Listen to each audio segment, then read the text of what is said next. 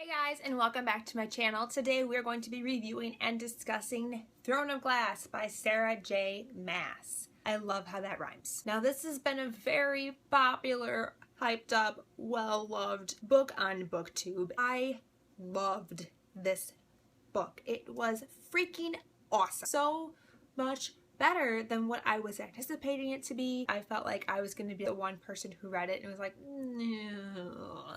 Afraid of that because so many people love it. For those of you who don't know, it's about this girl. Her name is Celaena. She's an assassin. She is the most feared and amazing and kick-ass assassin in the land. She gets captured and is put in the salt mines in Endovir, which is basically a concentration camp or like a slavery camp. Not a place that I'd want to ever be. And she's there for like a year when these two men come to her and give her this proposition. If she lends them her services, then she has the opportunity to go free. But it's a freedom she's going to have to work for. They are recruiting her to be a contestant in the King's Grand Assassin Championships, aka the Triwizard Cup for Assassins. If she wins this competition and gives 4 loyal years of servitude to the king, she will be free for life. Something that she's never quite had. Dun dun dun! That's really all that you need to know going into it. I knew way less than that. I love where it's going. I think that she's laid some fantastic groundwork for what's going to take off later in the series. So that's all I have to say for those of you who have not yet read Throne of Glass. So if you haven't read it, it's time for you to mosey on out of here because I don't want to spoil things for you. So it's time for you to take a leave of absence and leave now. Because we've got spoilers in 3, 2, 1.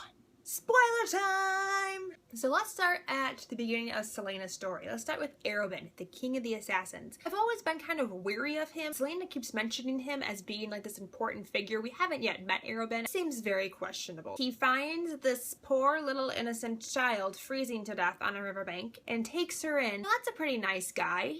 Taking in this poor little child, raising her so she doesn't die. But I'm suspicious of him. Why was he there? Assassin's Guild is stationed in Rifthold. It's not off in Terrasen somewhere where Celaena's from. What was he doing in Terrasen to begin with? And how did he just happen upon her? Like, that just seems all kind of like very suspicious. And then there's the whole betrayal incident, and that's how she gets captured. I can't help but think that Arobynn had something to do with that as well, because it just seems very fishy. And he has questionable teaching methods. This is the one that just like blew my mind. She wasn't good enough at swords play in her left hand. So in order for her to become a better left-handed swordsman, he says, you can break your right hand or I can break it for you.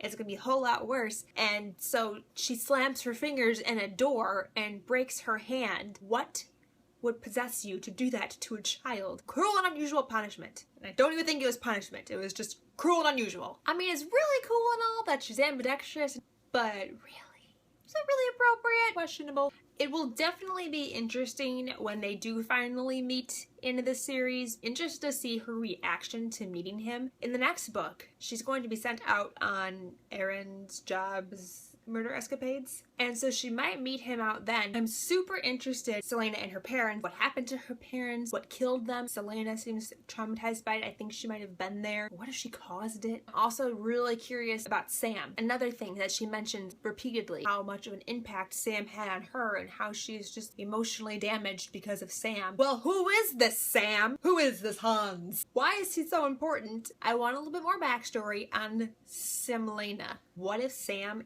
isn't actually dead? We don't know what happened. We just know that he was killed in that betrayal incident, but we don't know how he was killed or what was the circumstances. So what if he's actually alive and she runs into him later in the series? That would just ruin all my ships. That would make it a love square. That's even more confusing than a love triangle. So let's talk about the two guys that make the love triangle. First we have Dorian, who is the prince. He's very arrogant and full of himself, and he's kind of a ladies' man. Really likes books. Really likes to spend his time at the library. And then we have Kale, and Kale is her training partner. He's the one that's preparing her for all the trials. It's kind of a mess after Endovir. He's putting her back together. Those are our two prospects. There are tons of people that I watch on BookTube that are Team Dorian. So I was expecting to be like full on Team Dorian. At this point, at the end of this book, I could be swayed either way. I'm not committed to one over the other. I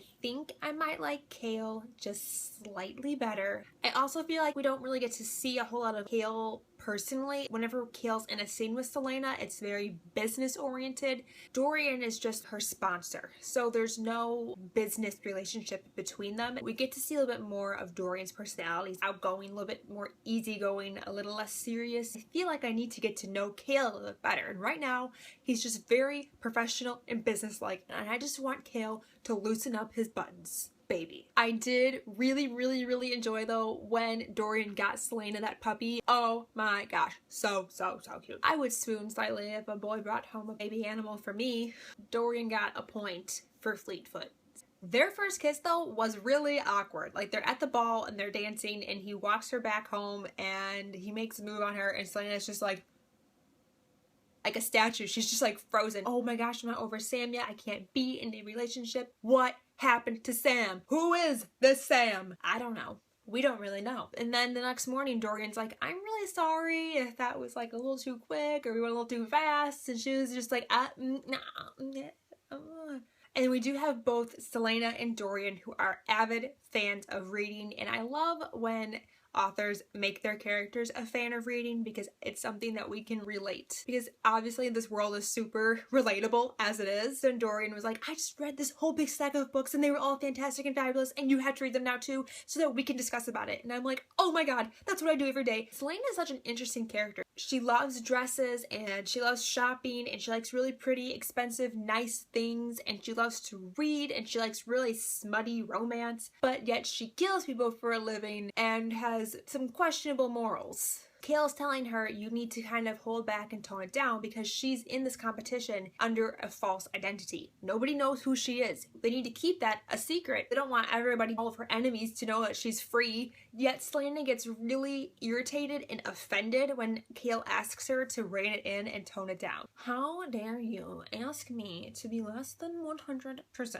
And it just boggled my mind that she couldn't see that that was necessary for her protection. Everybody in the palace's protection as well. She's just very hung up on herself. I am the best. You are all peasants. I really liked Nox though, partner that she had in the games, one competitor that she befriended, and I liked that she had some kind of friendship or common alliance with somebody else because she's so like secluded. And then we also have Dorian's younger brother who was like a spitting image of Joffrey from Game of Thrones. Are you a long lost distant relative of the Lannisters? He's whiny, self-absorbed. He has like that really creepy destructive nature, kind of like Joffrey, where he's twisted and likes to take pleasure in other people's pain. Right now he's away at boarding school and I want him to stay there. They're not comfortable with him being around them is how I perceive it. And the moms are like, it's my baby boy, I want him to be home. If he comes home, I just think he's gonna cause so many issues and he's gonna wreak havoc and slay all the people. Like Joffrey slays all the people. Back to Nahima though. She seemed a little fishy to me. I always felt like she was hiding something. When she first came across those word marks and she was like, oh, you don't want anything to do with those. But I don't know anything about them either. But I'm just suggesting you don't want anything to do with those. Obviously, she knows something. Come on, Celaena. I didn't expect her to be so witchy, I guess. When she was lying about the ward marks, I didn't think it was because she was trying to protect her magic. I did really like the relationship, though, between Celaena and Nahimia. She opened up to somebody and that she made a friend with someone because Celaena has no friends. She doesn't seem like she had many girlfriends in her prior lives. And then amidst all of this, all the trials that are going on, we have these really gruesome murders. Burned, seared, flesh, twisted, contorted corpses surrounded by these weird magical voodoo symbols. The whole time I was thinking that it was probably Cain because he just seemed like the most obvious choice as she's researching this like magic and all these things are going on. Celaena learns that the manner in which these people are being killed is a way to also draw their strength, so whoever's murdering them is progressively becoming stronger. And Cain is getting uncannily strong, much stronger than his fellow competitors who are also just training regular training equipment. So obviously Cain has an advantage somehow. Who knew that advantage would be powerful, dark, creepy demon magic? But Celaena was so focused on Nehemia that she overlooked the most obvious choice. Then we have Celaena. Oh my gosh, I hated Celaena. She drove me up a freaking wall. She was always like, oh, Dorian, like, let me just pet him. He's just so pretty. He's a prince. She always had these really intense headaches. And then we find out later that she has an opium addiction. And I'm thinking, okay, are the headaches because she's going through withdrawal or because she needs another hit of opium? Is the opium causing the headaches, or did someone start her opium addiction to cover something else that they were doing to her? Duke Parrington is twisting his ring and then immediately follow Celaena gets a headache. Lord Parrington's doing something to her. There's some dark witchy voodoo going on right now. But then that confuses me. Magic has been outlawed. How is Lord Parrington doing creepy magic on Celaena if there is no magic? I wonder if Nehemia, when she like passes the border into Aderlin's territory, if she loses her magic. King Aderlin is a problem. He's got to get out of there. I'm very curious about his rise to power. Took over most of the continent, vanquished all the magic, and then proceeded to ban anything, anyone, in any reference to magic. Yet he uses magic. He has that creepy ring thing, the black obsidian ring, just like Lord Parrington has. He can do magic with it. So is he allowing Duke Parrington to do magic? I don't understand. So I briefly mentioned the trials earlier. Let's actually like talk about the trials. I was expecting a lot more from the trials than what I got. I felt they were kind of blasé. He's looking for a person with these specific skill sets, and it's not going to be who can grab an egg from underneath the dragon the fastest, or who can save their unconscious friend from the bottom of a lake full of mer people. Those aren't actual skill sets that are ever going to be useful in real life. So I understand why the tasks were what they were, but I didn't find them to be as enthralling or as gripping as I wanted them to be, except for the wall scene. When they're climbing the wall, that was intense, and that was the kind of trial I was waiting for. I wanted something like that for all of them. And then we have Nox, who slips off the wall. Celaena comes swooping down in this dramatic flourish of all of her abilities, and it was really like the first time we got to see Celaena the assassin in action. This book had a lot of telling us how awesome she was, and I think it was to create an air of mystery. She almost like a myth or a legend. We don't really get to see her exemplify any of her abilities, except in this one scene. I like that we get to see from Dorian and Kale's point of views. However, I wish that she would like tell us when she was switching point of view. All of a sudden, we'd have like a break in the page, and then we'd have a new point of view, and sometimes I didn't really get that we were transferring point of view. I just wish that she like labeled it like Celaena. And then we have this Queen Elena thing, and she was the first queen of Aderland. She is descendant of fairies, or she was part fairy. Supposedly, Celaena is a descendant of this Elena chick. And Queen Elena kind of foreshadows this, saying that Celaena has this big, important, overarching role. Queen?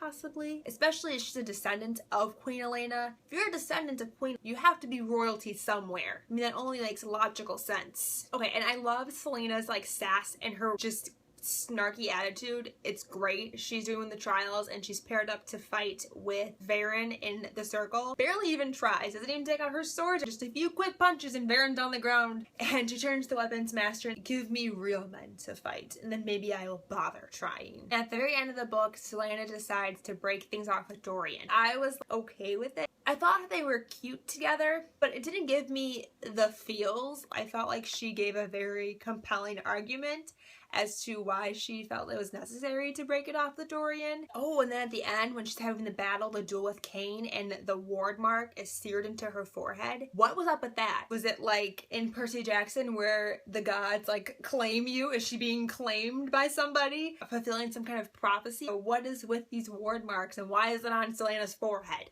And I feel like there's a lot of parallels between Celaena and Elena. Their names are even the frickin' same. I just even realized that. It's like a reincarnated version of Elena. That's just like weirdly coincidental that their names are really similar. That means something. I picture Elena to be this beautiful blonde goddess, and Celaena is also this beautiful blonde goddess. Plus, Celaena's having all these dreams about a woman that's blonde with a crown on her head. So I wonder if she's foreshadowing that as herself, or if she is having insights of Celaena. Back to that final battle with Cain. That was the longest battle scene I've ever read. Went on and on and on and on. I felt like it was slightly dragged out. It was written in a way that wasn't the most clear. I did find it to be slightly confusing, and I did have to reread certain aspects of it. Regardless, I did really feel for Celaena. She was so broken and so down. She was going to continue to fight. Has no limits, it feels like. And we learned that the fairies came over to this land via those ward gates. Also learned that Cain is summoning demons. You can pull a lot of freaky shit through a ward gate. So I'm wondering if that's going to come into play later on in the series. Side note, Celaena mentions that she's wondering if she will have the ability to open a portal, the realm of the dead, because there's apparently somebody in the realm of the dead that Celaena would like to visit. Sam, mommy and daddy. So I'm thinking that Celaena's going to dabble into this portal magic. Nothing ever good comes of trying to visit the land of the dead. Tell me what you thought of this book. Are you guys Team Kale or Team Dorian? Thank you guys so much for watching. Until next time, I'll talk to you very soon. Bye!